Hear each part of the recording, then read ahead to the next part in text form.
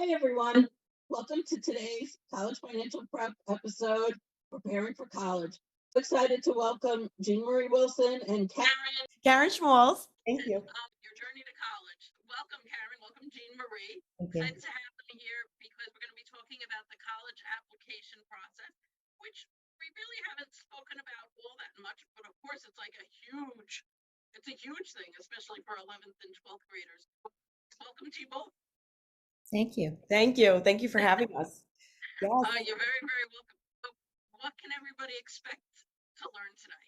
Well, I think the process itself has become so confusing for people and so overwhelming that I hope that they learn some tips about how to narrow down their search, what's important to know about themselves and about colleges, and also how to plan out the timeline of things that take place. Sure. I've been a high school counselor for 30 years. I retired in 2019, and I've been doing college consulting on a private basis for, how long has it been now? Years. I guess it's about 7 years, 8 years. And I've been working at a local high school, and I've been in the system for 20 years and working with a lot of high school students and helping them prepare for their next journey, which was a lot of times college or career. And I find this part of my job the most exciting. That's why Jeanmarie and I have been working together to help students individually find their reach, their safety, and their target schools, because this is their biggest decision that they're making in their lives at 17. Yeah. It is exciting. It also can be stressful for them and their families, but we try to relieve that for them. When families come to you, what's the first step? What's the best way to start researching colleges? How do you advise them? It depends at what point they come. Some people will come in the midst of the process, and some will come in the end of 10th or beginning of 11th, which gives us a little bit more time. So I think the first step is to really give some thought to what's important to the student. What type of student are they in high school? What type of environment do they like? What do they thrive in? What can they see themselves doing possibly as a career? A lot of the times that I've found as working in the high school and privately is many students don't know what they want to major in. They're 16 and 17, and we're asking them these big life decisions. What do you want to do for the rest of your life? Where do you want to go to college? And a lot of times they get this deer in the headlights look. Like they really are, I know, terrified. and I feel really bad about that. And we're just asking, it's okay. But it's really important for them to, I think, find out and try a number of electives in their high school of what they think they might be interested in. And sometimes when you find out and you take an elective and you don't like it, well, that's just as good. True. Because if you hated it, good, you didn't pay all that money to go to college to do it. Right. It's really important to try to find a number of electives that may steer you in the direction that you want as a major later on, and then a career. So. Try things out, take up different activities, volunteer somewhere, do an internship, explore, do some career testing. Those are all great things to do, and they're all recommended. However, sometimes students still don't know, and that's okay. They can start college as an undecided major and decide in a year or so after being there. What I've seen, it's totally not uncommon, just to alleviate parents' concerns. It's not uncommon for kids to change majors multiple times. It's when I went to one of the college programs with my daughter, I think it was NYU, they said, well, we asked about the undecided major, and they said, well, 70% of the kids come in as undecided, and the other 30 come in as I changed my mind. The colleges know that. They know that the students are young, they're still exploring what's out there and about themselves. Major it's great. There are some students we work with that are targeted from the beginning and they stick with it, but I think that's not the norm. No, right, exactly. And they shouldn't compare. I always tell this to my students, and they shouldn't compare themselves to other students. I know it's hard, but what's good for one student and their major and their school and their choice is obviously not going to be always the best for you. You have to go with what you need and want, and what your family discusses. There's a lot of factors that go through. And we can even look at ourselves and say, well, how did we get to the position we're in now?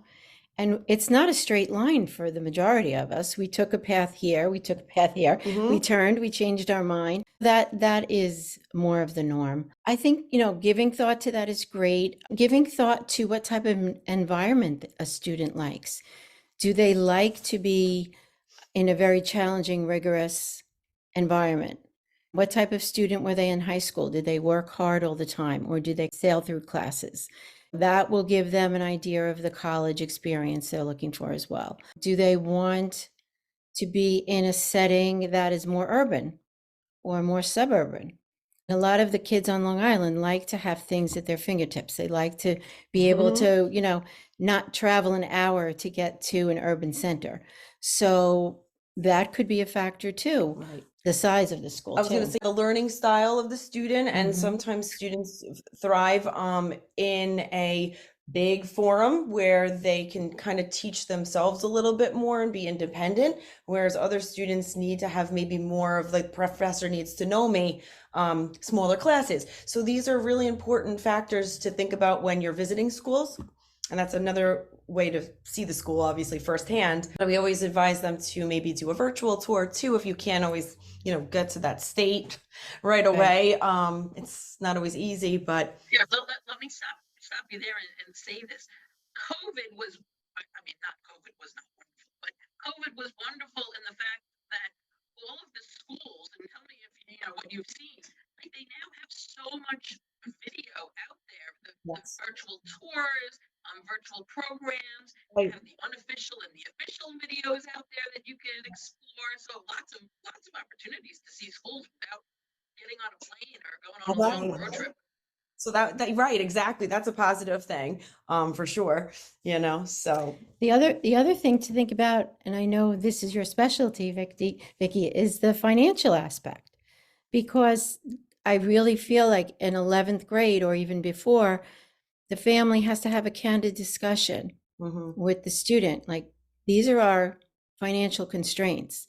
This is what we can afford. We can look at schools, see how it all plays out, but this is our financial reality. And parents, shouldn't be sacrificing their own financial solvency for this process. So there has to be a balance there and a candid discussion. So the student is not looking at all these expensive schools, getting in, and then finding out later on it's not doable. Right. So that's another factor. About, having that conversation, and I'm sure you've seen this plenty of times also. May 1st, senior year is college decision day. Yes. And like the end of April comes, and the parents have to tell the child, "I'm sorry, we just can't do it." And then the parents are upset, the child is upset. And that all could have been, as they worked out. But if they had that candid discussion and worked towards a common goal, they may all have been in a better space. Happier. Absolutely. And so I'm always, while you're helping the family select the colleges, what I then do is I'll come in with, your college list and start running numbers based on the household's finances to see if it's doable. And if that school, because every school has their own financial aid formula, and if that school's formula doesn't work for the family, then we'll say, maybe need to find another school to add to the list that will be more financially friendly and a better fit. Yeah. So and that's the reach part of it. Yeah. Like, when we're doing that list of safety, target, and reach, not only could a school be a reach because your grades and, if they take the SATs or the ACTs, but it's financial reach too. So, right. Maybe make that list a little longer than if it doesn't hurt to apply to some more and keep those financial reaches or academic reaches in the mix, but just have schools in there that the student would be really happy to attend. Right. That are more viable, in the beginning. The other factor to think about, I think, is distance from home. I found a Definitely. number of times working with students that they would come in maybe 9th or 10th grade and say, oh, I don't care about being so far from home. I want to go across the country, I want to go to California. And so we talk about what it is to get into those particular schools. And so many times they've gotten in, and then senior year, when the rubber hits the road and they're like, I can't go that far, so, The weekends. right. No, you can't. Right. So that's another factor. And some students are fine doing it, but I have to say the majority are probably not. And being away, but not so far away, is a nice, happy medium. Right. You mentioned earlier to me about certain statistics that parents should consider. So Yes. what type of statistics are you referring to? The retention rate is definitely a big one. That's basically saying the percentage of students that return after freshman year. And a website that we use often is nces.ed.gov,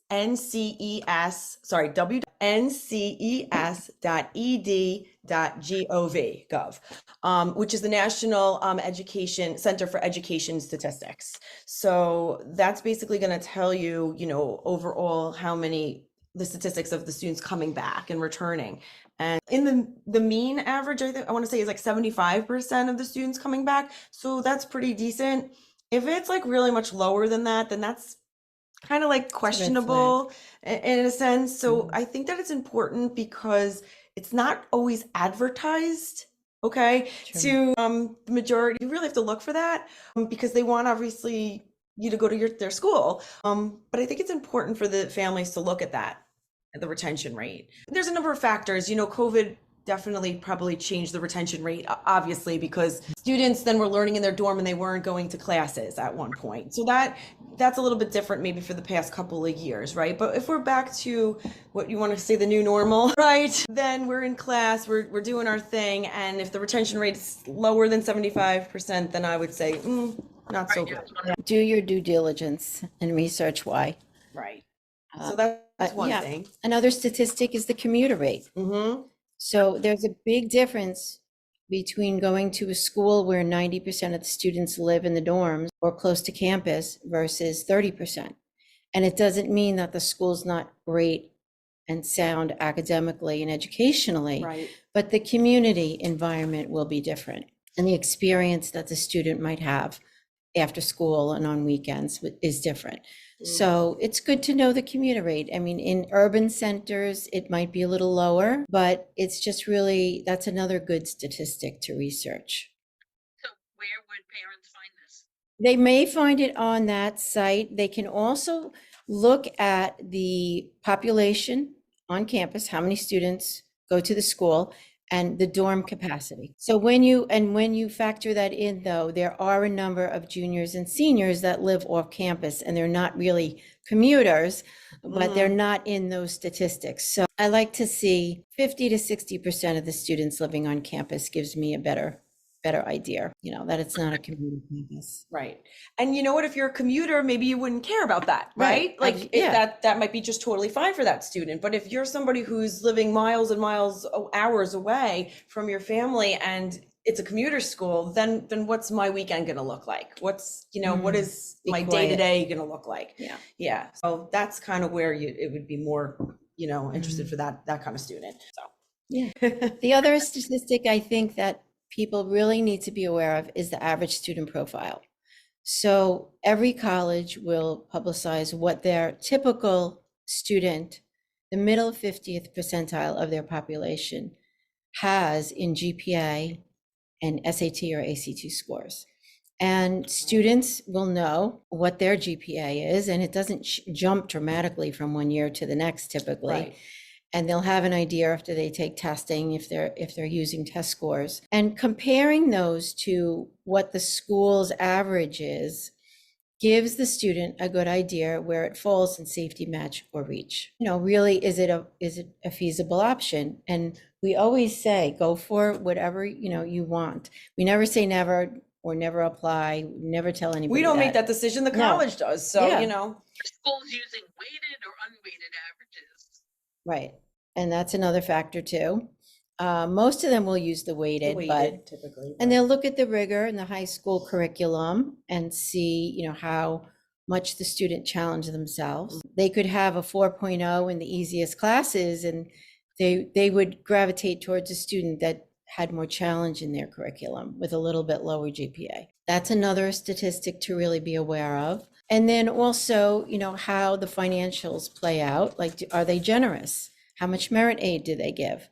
Are they generous with financial aid? What do they consider in their packages? So That's where you fall yes, in. that's where you fall in. So those are some of the statistics I would say to really have the student and the families focus on as they're doing college research. So now tell us, people are beginning the college application process.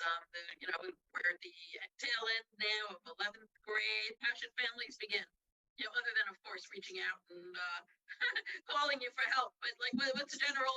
For themselves right now, I would say definitely start building their resume if they haven't started their resume already. We have these conversations with our families and students 9th grade on, saying, start jotting down everything that you're doing, because one year leads into the next, and it's like, oh my gosh, when did I do this? But if they could start writing down and kind of organizing, all of the wonderful things that they've been doing outside of the school day, that would be really amazing to highlight. So a lot of times on the common application and other applications, they are asking for a resume. So it would be helpful if they already have that done already. And it is also helpful when it's time to meet with the counselor and the teachers who are writing letters of recommendation for the student to already have this prepared, and it looks great that they did their homework, they're ready to go, they're eager, and we want to write a great letter of recommendation for the students and brag about them. But it's kind of hard if we don't have all of that information. So that would be helpful, the resume. Resume, definitely. The other thing I like the students to get started on right away, and they're not always jumping for joy at this, is the main essay. Yeah. Because when they will be applying to colleges, it's early fall, depending on the deadline date, and the type of application process they're using. But if they could get that main essay, which is about 650 words, done in the spring of junior year or the early part of the summer after junior year, and they can really refine that and take their time with it, that's a big part of the process off their shoulders as they go forward. Yeah. The common application turns over after August 1st. Right. That's when we start to work on the application parts. We get to see if there are supplemental essays. Those are additional essays based on the schools they choose. And so that there may be more essay writing coming up. And then we start to work on putting all the different parts together to get ready for those deadline dates. Fun times. And the kids are starting. What's that? It's amazing how much the process has changed. The kids are starting senior year, and there's so much going on socially and academically, and their activities or sports that we really want to get as much as we can done in the summer prior. Right. So, Totally agree. the students are not doing like the early action or early decision, which is typically like November 1st, November 15th, unless they're applying down south, it could be like October 15th deadline, then we basically are encouraging them to apply by Thanksgiving. So they don't have to worry about all of this, being that they have a lot of other things to deal with, a lot of homework assignments, Might be just working, prepping for SAT, maybe again, you're working, just so many things. They're pulled in so many directions that we want to say at Thanksgiving dinner, you're eating your turkey. Hey, I applied to these schools, And now the wait begins.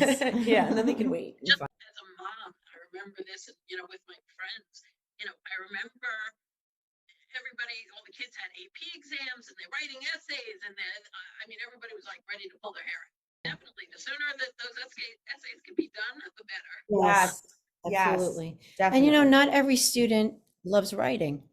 And the essay is a really important part of their application process. It takes time, and takes time to refine it and really have them, figure out what they want to say. I think we're going to wrap up now. I'm so glad that you were able to share all of this wonderful information with us today. Thank you. Do me a favor, tell us how people can reach out to you, ask further questions. We have the website, you get Your Journey to College. So I don't know if you wanted to. yourjourneytocollege.com, and you can just submit a contact form on the website, and we'll get back to you within a day. Thank you so much for being Thank here you, today. Vicky. Thank you. Talk to you soon. Thank Thank you.